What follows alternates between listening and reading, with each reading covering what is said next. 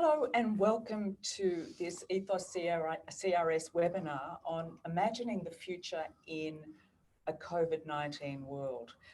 Our focus is on the policy challenges facing governments, Australian governments, and to discuss them we have Chas Savage, the CEO of Ethos CRS and a former advisor to a federal treasurer. We have Barbara Livesey, the Principal of GAPP Consulting and a former CEO of Reconciliation Australia, and Paul Tilley, who is a former senior executive with PMC, Prime Minister and Cabinet, and the Australian Treasury. He's also an author of a history of the Australian Treasury, and he and Barbara are also former advisors to an Australian treasurer. So lots of economic expertise on our panel and social policy expertise. We're at a really interesting time in Australia, I think we'll all agree, as the states and territories are opening up again with the restrictions easing as we try to get the economy moving again. And we're going to explore that in some detail as we progress today. But to start, one of the things that I think was so interesting to observe in the early days of this pandemic, if you can observe something objectively, we're seeing major policies being made very quickly in a way that we haven't seen before. Chas, do you think the Commonwealth Government handled the crisis as well as it could have? After a slow start, I think the response has been really competent. In my experience, there's been slow rates of growth. There have been recessions over the last, well, back in time, but no government has been as quick moving as adroit in responding to what is a devil's brew of problems. So we have a pandemic ravaging our population. We have the economic consequences of that. We have an uncertain strategic environment. There are implications for trade. And I've got to say the moves of the Commonwealth Government in lockstep with our state governments has just been really assured. It'll be a case study of good government under pressure for the next 20, 30 years. Barb, do you agree, coming from your social policy background, do you think the Commonwealth and states handled the health crisis correctly? I think definitely they did. You know, we've had very small number of cases here compared to other countries.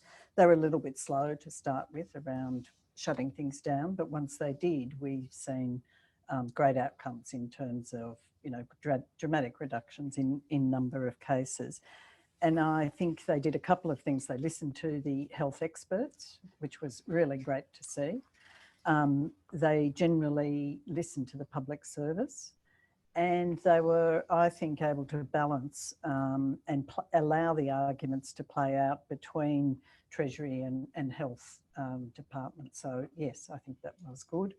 I would nitpick about some of the stimulus package measures that they put in place and who missed out. But that's, you know, something we can come We'll come to that a little bit later. Paul, what's your take on how the government's balanced this managing the pandemic with keeping the economy, can we even say, ticking over? Well, I guess I'm a bit less positive about that. I mean, the normal approach to policy is to balance different policy objectives. We've got health policy, economic policy, budget, social policy.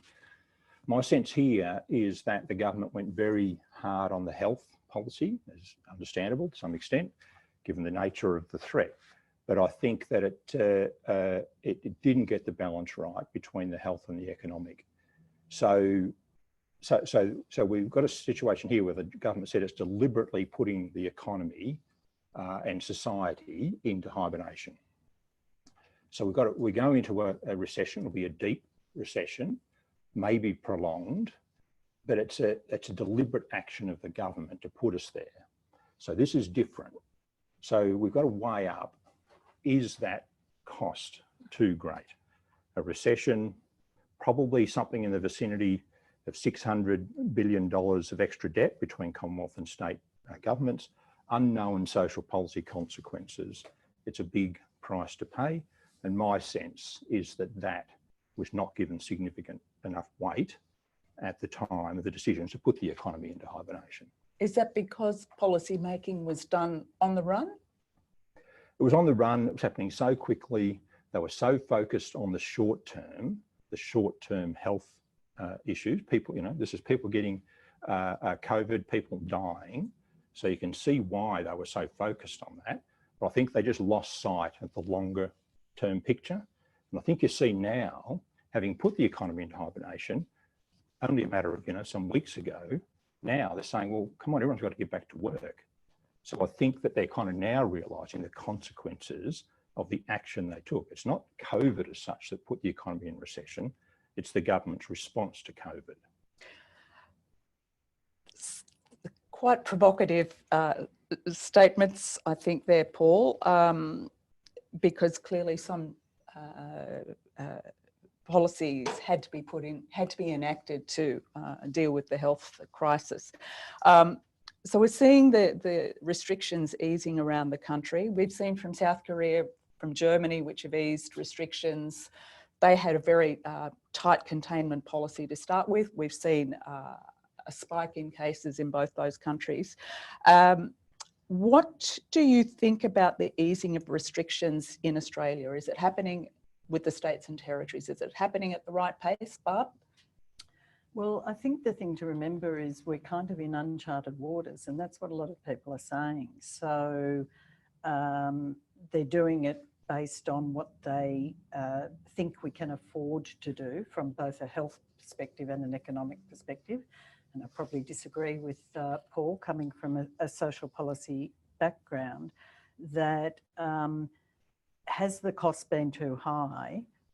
Yes, we're going to have levels of debt that we have to manage over the coming years, but we have gone into it with relatively low levels of debt compared to other developed countries.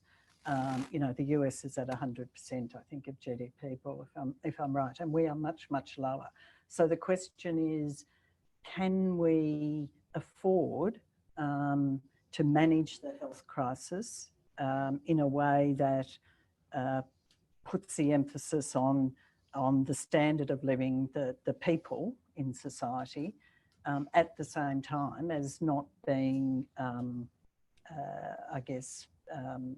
not being mindful of the economic costs. But I think what we're doing now is managing those restrictions based on what we understand the health data is telling us and what we can afford to kind of manage from that perspective. Chas, would you agree with that? Yeah, I'm equally alert to the dangers posed by, if you like, the adopting of the Argentine model as a way to manage our economy. So massive debt, massive inflation, reckless spending with abandon. But there is a real issue here about the investments we have to make so that we come out the other side. I'm mindful of a couple of things. The Spanish flu hit Australia post-war, and there was a war there, and our medical treatments weren't of the standard today, in a couple of waves. That's the real risk with COVID-19, given the lack of vaccine. Forget about the rubbish that's spoken about herd immunity, that there are a rolling series of outbreaks that not only have an immediate and localised effect, but actually dampen economic activity overall. So that's the first thing. The second thing is we've had debt before, and so long as we're not reckless in debt, and so long as we're careful in what we invest in, I don't see that as the absolute binding constraint here. So we need to invest in getting ourselves to the other side. We've got to build a bridge, we've got to pay for it, and that at the moment is debt. Then comes our plan for recovery. You talked about the rubbish of herd immunity, but in a sense, isn't that what we are trying to do by easing the restrictions? Schools are reopening, workplaces are reopening. So herd immunity is reasonably used when it's bundled up with a vaccination. 90% of people are immune to a virus, and that confers immunity on the population. Letting a disease run rampant until the plague burns itself out because all the bodies have been piled up in streets is not herd immunity. It's a devil take the hindmost approach to managing a population's health. So, Paul, do you think restrictions haven't been eased fast enough, or they were imposed too quickly? Well, is that Irish joke about how do you get to Dublin? Well, I wouldn't start from here. So yeah, I wouldn't start from here, that's for sure. You wouldn't have put the restrictions. I wouldn't have put the in place, restrictions on to the extent that we have. So we can look around the world and we can see different approaches, and there's going to be some fantastic PhDs and studies come out of all this because we're going to have real live differences of approach. And there's a range from us and sort of New Zealand at one extreme, gone very hard very early, to countries that have not put early restrictions on, and there's a whole range in between. So we've got a range of choices here. So okay, we've got to start from where we are. That's the reality. So we do need to be easing restrictions, and if we could go down this timetable between now and July, as has been laid out by the Prime Minister, then I think that would be a good path. I think the danger is what we're discovering, or what's becoming more apparent, is that the policy levers are actually mainly held by the state premiers, not by the Prime Minister. The Prime Minister's making the announcements, but the state premiers are the ones that make the decisions about whether we open up the economy or not. The state premiers see themselves as being fundamentally accountable for the health outcomes. The federal government sees itself more accountable for the economic outcomes. So you can see the tension playing out. So I think the danger is that because we sort of say, oh, we've been successful to date, if there's a spike up in cases as we open up the economy, the instinct is going to be to say, oh, right, we need to pull back and back to where we were. And so that's what I'd be concerned about. But given where we are, if we could now open up between now and July, then I think that would be a very good pathway.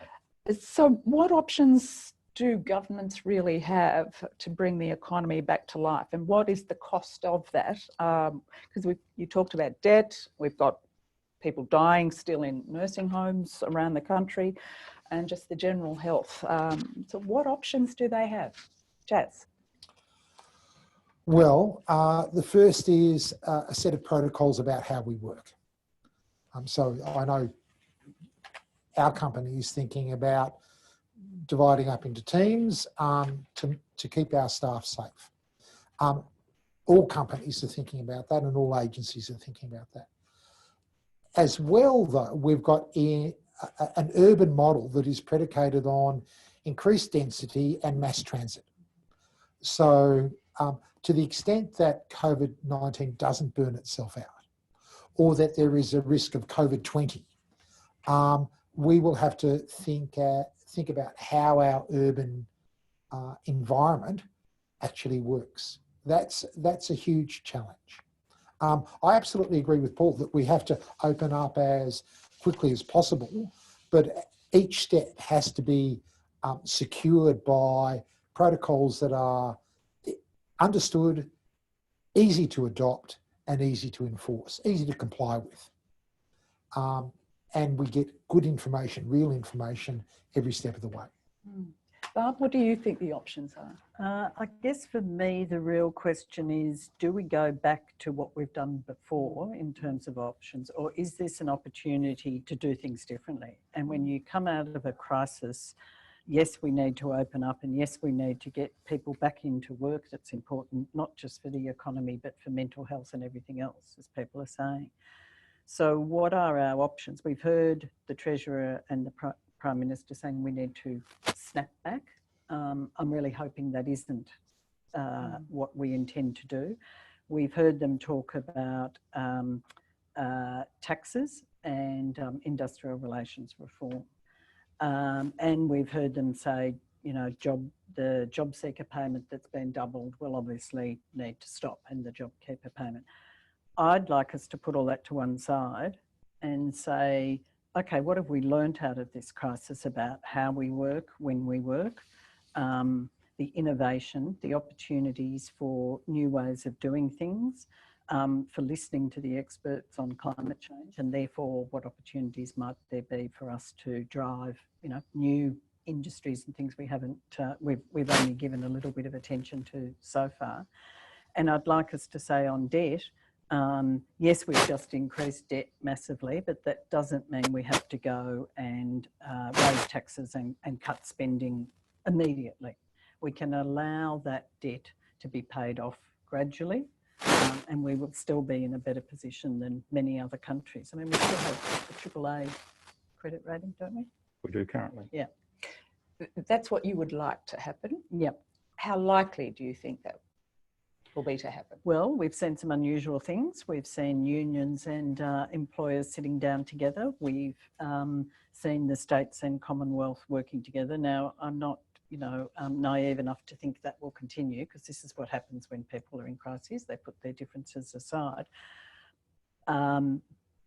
But I will be doing whatever I can to try and encourage those different conversations that we're starting to see emerge. The Business Council and, you know, the Australian Council of Social Service, the ACTU, were all on the radio the other morning saying there are some things we share in common around investment in skills and things. It doesn't have to be a different kind of government. It's not a question of whether it's a Conservative or Labor government. Conservative governments can, you know, do these things and do them in different ways. I wonder, just thinking about the electoral cycle though, and we'll be heading into an election before we know it, as well as the states and territories. I just wonder whether politics, we look at what's happening in the United States, politics is always at the surface. Will it be different here? Paul, what do you think? There's so many factors in play. It's, you know, as Barbara and Chas have already said, it's kind of hard to know, you know, kind of uncharted territory. I hope we do find some innovations out of this. People have, you know, worked differently, businesses have operated differently, and you'd hope that we will pick up things from that. But in terms of, you know, where we go, there's the saying, never waste a good crisis. And so I think this is an opportunity to do some things. What I would see those things as being would be things that will improve the productive potential of the economy.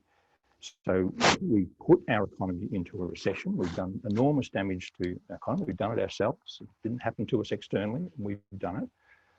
To prevent a health crisis. So this might be the opportunity to pursue some of those harder economic reforms that have been difficult to get up, tax in particular. There's a range of sort of very difficult tax reforms. This might be an opportunity to get some of those up. There's a whole bunch of market regulation. The Productivity Commission's sort of provided a bit of a roadmap for this, where there are sort of restrictions in labour markets, product markets.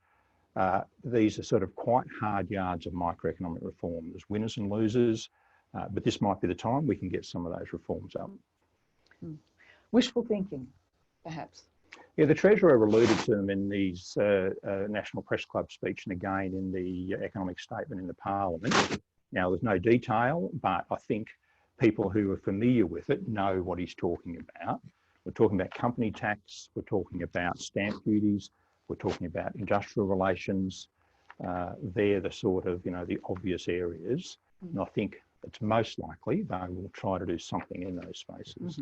And do you mean lowering company tax rates? The company tax rate, the sort of, if you go back to the last big tax review, the Ken Henry ARFS review, the recommendation was to lower it from 30 to 25. We are an outlier in terms of our company tax rate in the world. Well, are we? We're the second or third highest in the OECD. Depends how you measure it. What about if you look at effective tax rates? You can measure different ways, but our company tax rate is 30%. Yeah, that's you can look at it a different way if you're trying to get a particular answer. our company tax rate of 30% is higher than any. I think it's 2 countries in the OECD that are higher than us.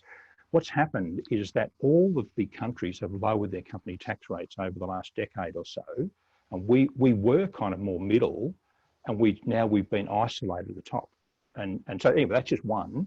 We are not competitive on our company tax rate, and we have to attract capital. We're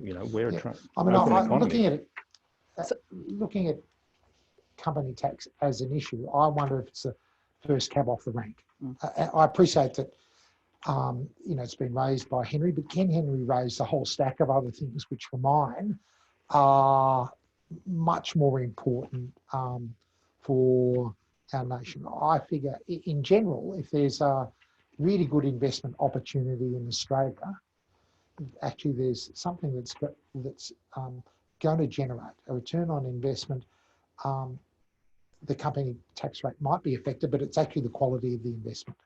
And that quality of the investment goes into the physical and intellectual and human infrastructure that makes this country really productive.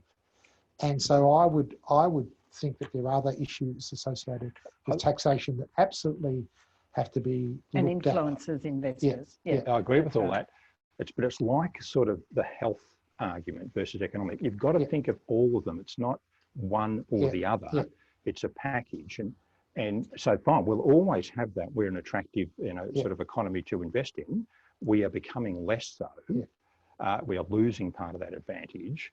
But the company tax rate is the standout one, where we are now becoming isolated at the top. So it's not just all about the company tax rate. It's a package of things, but it's one factor, but quite an important one.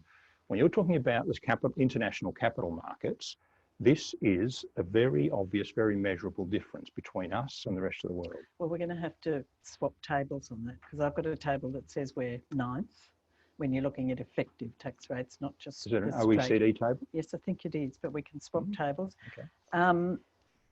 So I sent you the OECD table. You did send me. And it's got us at the top. There's US above us, but their proposal is to lower Trump's theirs. Proposal is to lower it. I guess my question, my point is, it's not health versus, and I think we're in agreement on that. It is the two together. And some people now are starting to talk about inclusive growth and measures of growth. And the IMF has said that in one of their recent reports, that if you improve things like income inequality, you actually it's better for economic growth than when income inequality is going up. And my concern is, as we come out of this, that we make sure we don't make income inequality and wealth inequality get worse. I'm really worried about that. Yeah. I think, because I think that's exactly what's going to happen. Who will lose if we've got this another $600 billion of debt? So that's a big opportunity cost that we could have spent that on something else. We haven't. We spent it on this thing. So who is going to be the losers out of that going forward? It's going to be the younger people, it's going to be the lower income people, and it's going to be women. Because they're the groups, it's the younger people who will pay these taxes into the future, not us, the younger people. It's the lower income people, because they're the ones in the less stable jobs. They're the ones that will be most affected by the recession. And who's overrepresented in those groups? It's women. They are the groups that will bear the cost here. That's who we're asking to say, can you please bear the cost so we can avoid this short-term, a very nasty short-term health problem. So we're in furious agreement here that our current system of taxation, essentially it's by the baby boomers, for the baby boomers and of the baby boomers, in that it disadvantages groups. I'm really, I think efficiency is one question that economists look at all the time, but the question of equity is also a really important factor here. And we can see as we recover, measures that increase productivity, the ability of companies to transform themselves and morph into something different is all very well if you are a high-tech app maker, for example. Instead of doing something on parking, you do something on motorcycles or push bikes. If you're commuting from the western suburbs of Melbourne to clean a hotel and you get up in the morning at 4 o'clock to catch the 5 o'clock train, then the downturn in tourism is basically going to be a real hit. And so we can't see tourism returning back to where it was for a year, perhaps. I think a lot longer, Chas, Yeah. because unless there is a vaccine that's provided worldwide, when are we going to be open our international borders? Yeah. We might open our state borders, but our international borders, if we're sitting here and we've had very few, relatively few people affected by COVID, the other economies of the world, say a year down the track, have had a lot of people affected by it. They may well be opening up their borders within Europe, within America, etc. We may well be stuck here with no tourism, no immigration, isolated. So I think that's why I think there's going to be a prolonged recession. Maybe not a prolonged recession, but the economic downturn is going to be quite prolonged, because if you've got a country like us with our international borders closed, that is a huge restriction on us. It's a huge cost to bear. How do you think this massive debt is going to be managed? Because it's not something that can be tackled in 3 years or 6 years or 9 years. And I think it's a very separate question whether you do or don't repay the debt. You could say, we just have another $600 billion of debt. Which I think the way to think about it is as an opportunity cost, that we could have spent $600 billion on a range of things. We chose this thing. So that means we are not spending it on something else, on education or transport or social welfare or defence or whatever else. We made our decision, we spent it here. That's it. And so we can't spend it, again. Now you could say, well, let's did 600 once, we'll do another 600, another 600. You could just keep going like that. So I don't think you have to think about will we or won't we repay the debt. We can just live with the ongoing cost of it forever. We can just say, well, future generations can worry about all that down the track somewhere. But what are the implications of that for a the society? Opportunity cost that they will simply have to wear that debt burden, pay those interest bills in perpetuity, which means that's money that you would not be able to spend on other things.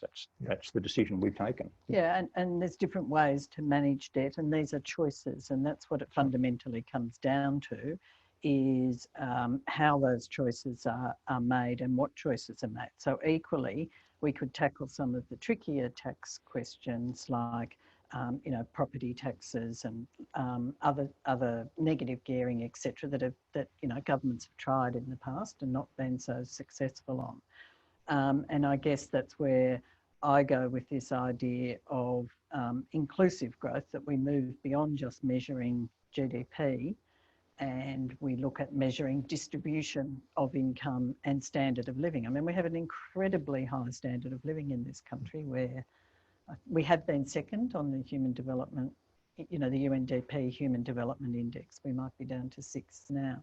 So do we want to continue that standard of living? Do we want to come out of this a fairer and better society? Or do we want to say, we've got this terrible level of debt and we've got to reduce it at all costs, and it's going to be the most disadvantaged who are going to bear the brunt of that? I don't think that has to be the case if we're prepared to make different choices. Yes. But I don't think it's a zero-sum game here. It's not. Yeah. I agree. Our 120 million that we put into JobKeeper, that's a sunk cost. That's gone. So 130 shares. 130 and counting. I think it's equivalent over 10 billion now. That's only for 6 months. It's less than a 10% error, so I'm pretty relaxed about that. Yeah. 300 billion. When you add it all up, about 300 billion. Yeah. So that's a sunk cost. The servicing costs will continue, and so the issue is for policymakers is what generates value given those servicing costs. Do we pay down quickly? Do we take advantage of low interest rates? What's the profile of our expenditure, including payments on debt, for the next 10 to 15 years?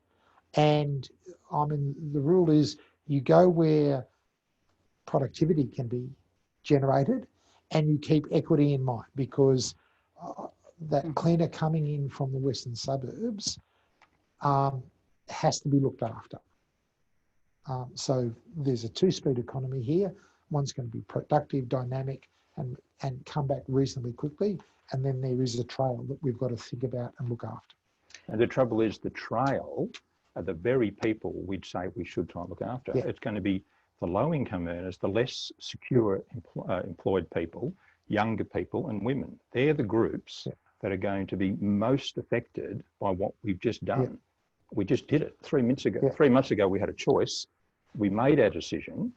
Now they will have to pay the cost here. And we didn't necessarily protect them. We didn't protect casual workers with less than 12 months employment. No, we protected old people who were most vulnerable to COVID. That's who mainly was protected. And I'm just saying the price will be mainly paid by obviously a completely different set and a different generational set. It's an intergenerational issue. It's going forward. The people who are young, low income earners now with less secure employment, they're the ones that will bear the brunt of this. Okay, who will pick up the tab, pay those interest bills on the debt? That'll be your middle income taxpayers. They're the ones that pay the bulk of our tax in Australia and most countries, because that's where most of the people are. They'll pay the interest bill on the debt. I'm less worried about that. I'm more worried about those people that will be left behind. We haven't had a recession in 29 years. I think we just lost track of what it means, the cost of it, the human cost of a recession. Well, I think we're in furious agreement on that too. And the question is, how do you protect those people and how do you limit the human cost of it? Because as I say, in some aspects of the stimulus package that we've had so far, we haven't necessarily protected those people sufficiently. And I would argue some of it hasn't been that well targeted. There's been parts of JobKeeper that I think could have been better targeted. So I think we've spent too much. Is it feasible more people will die as a result of what's happening economically, socially, rather than from the pandemic? Well, there have been some indications around that. Yeah. Particularly from it's more a matter of, yes. it's not so much how many, 99 Australians have died. It's how many might have died if we'd taken a different approach. If we'd taken a Swedish or a German approach, it might have been like, 10,000. You've got to look at that number. Would you be prepared to have that consequence, which is what most of the countries of the world have done? Would you be prepared to have that consequence to avoid this thing? As that saying, when you give them a choice between bad and diabolical, for God's sake, choose bad. We've chosen diabolical. Well, I think, we're not, human beings are not always rational in their choices. And nobody's going to say, yes, you can let that old person die. No.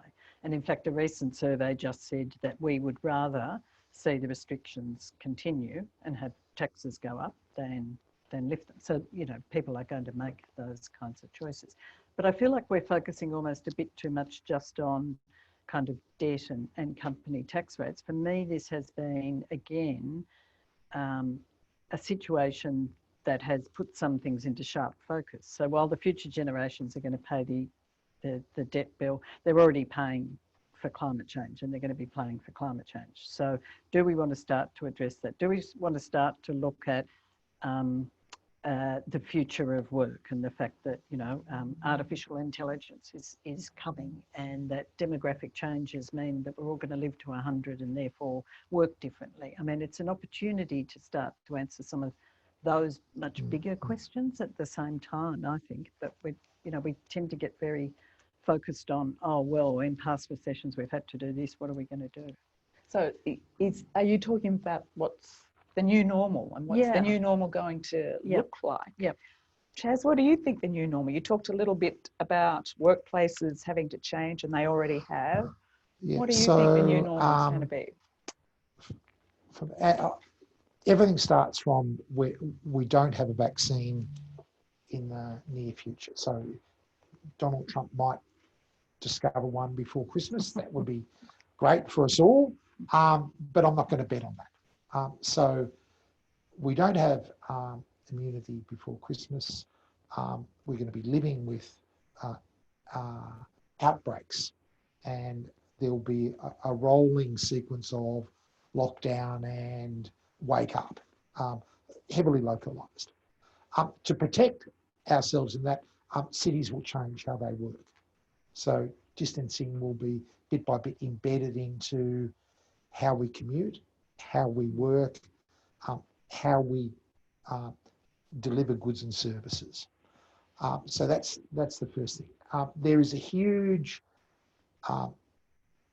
cost that's going to be borne not by those who are working as data analysts or statisticians or doing the metrics of epidemiology, but rather the people who are doing manual work. So for me, one of the first things is how does a government step into the breach to look after a group whom we have decided to disadvantage?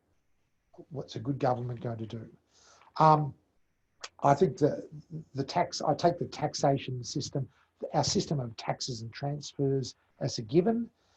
Paul said it disadvantages the young, it burdens the young, it confers benefits on those who are already well off and those who are well off in years. And so that for me is those for me are the three things. Our urban environment is going to change. We've got to guarantee that those people who've just been not fallen off the bus, but pushed off the back of the bus by policy decisions are picked up. And that requires us, therefore, to change a system of incentives and benefits that, in my view, improperly benefit those who perhaps need it less. Barb, what about you? What do you think the new normal is going to look like? Well, I just want to say I agree with you on those 3 points, Chas. Excellent. And I was listening to people talking this morning, particularly around the urban question, around what's been happening in regions and the interesting innovation going on in regions too. And are there opportunities again for companies to think differently about workers working in regions for head offices in Sydney or Brisbane or wherever. So I think that will be interesting to see. And I think companies will start to think about, how people are working more remotely, etc. And they'll have to until we have a vaccine. Yes. That's right. And this is going to be really hard. It's going to be what we have to do. Aristotle talked about politics as being the life of the city, the life of the polis, as a species where we're intrinsically social. We're going to find this really hard to adapt, but we must. Paul, are you optimistic about the next couple of years in Australia? Well, as an economist, you're not never allowed to say you're optimistic. So no, I'm not optimistic at all about the next couple of years. I think, we put ourselves in a terrible position.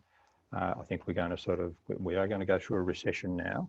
And it's not like, we're coming into it. It's not kind of like it's going to be in it, let's snap back. This is ridiculous, I think. Well, I don't see how that can happen. No, I think we're in for a prolonged economic downturn, and that's going to be tough for a lot of people.